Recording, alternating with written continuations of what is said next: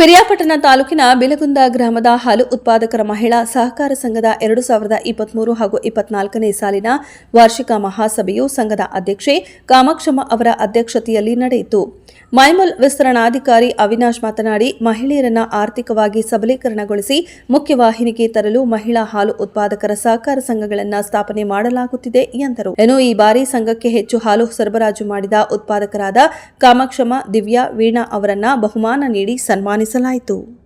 ಮನೇಲಿರ್ತಾರೆ, ಅವ್ರನ್ನ ಮನೆಗೆ ಮೀಸಲು ಅವರು ಅಂತೇಳಿ ಇತ್ತು.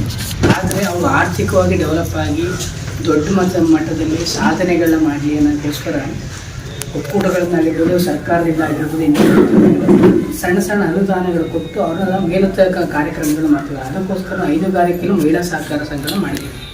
ನಿಮ್ಗೆ ಸ್ಟೆಪ್ಪಲ್ಲಿ ಸೇರಿಬಿಟ್ಟು ಸ್ಟೆಪ್ಪಲ್ಲಿ ಒಂದು ಸ್ಕೀಮ್ ಮಾಡಿದ್ವಿ. ಎಷ್ಟು ಕೊಟ್ಟಿದ್ದಾರೆ?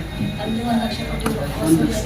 ಏನಕ್ಕೆ ಕೊಡ್ತೀವಿ ಅಂದರೆ ಈಗ 7 ಲಕ್ಷ 8 ಲಕ್ಷ ದುಡ್ಡು ಕೊಡ್ತಾರೆ. ಯಾಕಂದರೆ ಅವರುಗಳಿಗೆ ಸಹಾಯಧನ ಅಂತ ಕೊಟ್ಟು ಹಸುಗಳನ್ನ ಖರೀದಿ ಮಾಡಿ ಅದರಿಂದ ಹಾಲನ್ನು ಸಂಘಕ್ಕೆ ಹಾಕಿ ಅದರಿಂದ ಬಂದಂಥ ದುಡ್ಡನ್ನ ಅವರ ಖರ್ಚುಗಳಿಗೆ, ಮನೆ ಬಳಕೆಗಳಿಗೆ ಉಪಯೋಗ ಮಾಡಿಕೊಂಡು ಸ್ವಲ್ಪ ಆರ್ಥಿಕವಾಗಿ ಬೆಳವಣಿಗೆ ಆಗಲಿ, ಸಹಕಾರ ಸಂಘದಲ್ಲಿ ಅವರು ಸ್ವಲ್ಪ ತಿಳ್ಕೊಂಡು ಹೆಚ್ಚಿನ ಮಟ್ಟದ ಬೆಳವಣಿಗೆ ಆಗಲಿ ಅನ್ನೋಕ್ಕೋಸ್ಕರ ಮಾಡೋದು.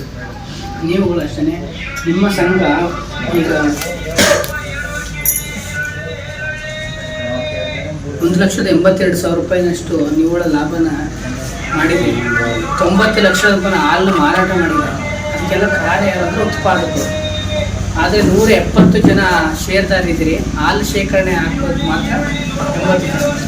ಆದರೆ 170 ಜನ ಹಾಲು ಶೇಖರಣೆ ಹಸು ಸಾಕಿ ಹಾಲನ್ನ ಹಾಕಿದ್ರೆ ನಿಮ್ಮ ಸಂಘ ಇನ್ನೂ ಲಾಭಾಂಶ ಜಾಸ್ತಿ ಮಾಡ್ತದೆ ಮತ್ತು ಬೆಳವಣಿಗೆನೂ ಜಾಸ್ತಿ ಆಗ್ತದೆ.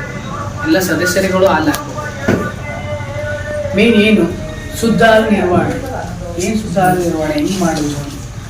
8-4 ಆಗ್ತದೆ ಸರ್ ವಾಪಸ್